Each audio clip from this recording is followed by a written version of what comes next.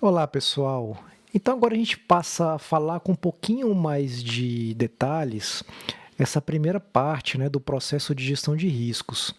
Essa parte envolve a definição do escopo do processo, a compreensão dos contextos externo e interno, bem como dos critérios de gestão de risco. Então, pessoal, no início desse trabalho, né, desse processo, é muito importante que a gente consiga fazer uma definição adequada do escopo.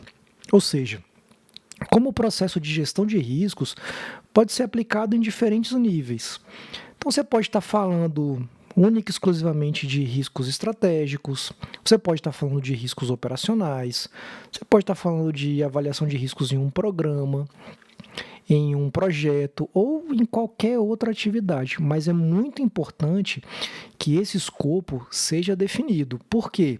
Para que você não desvie a sua atenção para o que é importante, para o objetivo desse seu trabalho. Então, se você for fazer, né, gestão de riscos de um processo, né, operacional, mantenha-se dentro desse processo operacional, não saia dele.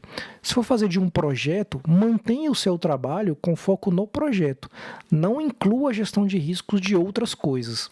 Então, por isso é importante ser claro sobre esse escopo, né, em consideração, quais são os objetivos pertinentes que precisam ser considerados e o seu alinhamento aos objetivos organizacionais. Na sequência, pessoal, a gente começa a falar e analisar o contexto externo e o contexto interno.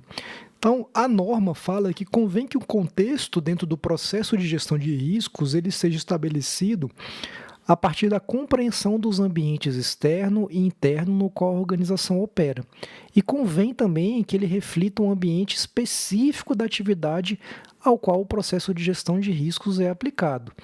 Então, por exemplo, se você está tratando de um projeto, e você está numa empresa, por exemplo, né, que depende do câmbio para operar, né, tem uma forte dependência do câmbio, do valor do dólar para operar, você precisa considerar no seu processo de gestão de riscos essa variável. Tá certo? É muito importante que você consiga avaliar essa variável. Mas isso tem a ver, a gestão de riscos, essa gestão de riscos tem a ver, por exemplo, quando você fala de um risco operacional, e eu estou dando um exemplo aqui que pode ser esdrúxulo, tá, pessoal? Que eu não sou do setor. Então, pode ser que lá no setor de celulose, por exemplo, você esteja avaliando um risco operacional de extração de madeira para a fabricação de celulose. Então você tem lá riscos de acidente, risco de um equipamento, né, quebrar, enfim, uma série de riscos. Faz sentido, ainda que a empresa, né, dependa muito do câmbio para operar, fazer esse tipo de risco, né, avaliar esse tipo de risco quando você está trabalhando num risco operacional? Nenhum. Nenhum. Mas, eventualmente, num projeto que você vai fazer a aquisição de um novo equipamento, esse equipamento vai ser importado, também, e aí faz muito sentido você fazer a avaliação, né, de um eventual risco de variação muito grande do câmbio e que o projeto se torne inviável, entende? Então você fazer, obviamente, né, considerando lá o escopo do trabalho, né? E agora o contexto ao qual ele está inserido faz muita diferença na qualidade da gestão de risco que você vai fazer desse projeto que eu citei como exemplo.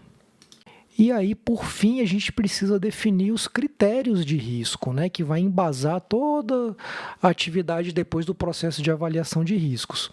Então, a norma fala que convém que a organização especifique a quantidade e o tipo de risco que podem ou não assumir em relação aos seus objetivos. Então, também convém que estabeleça critérios para avaliar a significância do risco e para apoiar os processos de tomada de decisão. Então, por exemplo, quando a empresa ou a organização define o limite de tolerância ao risco. Então, todos os riscos acima, né, ou que ultrapassem um determinado patamar, eles precisam ser avaliados e tratados da melhor forma possível, né?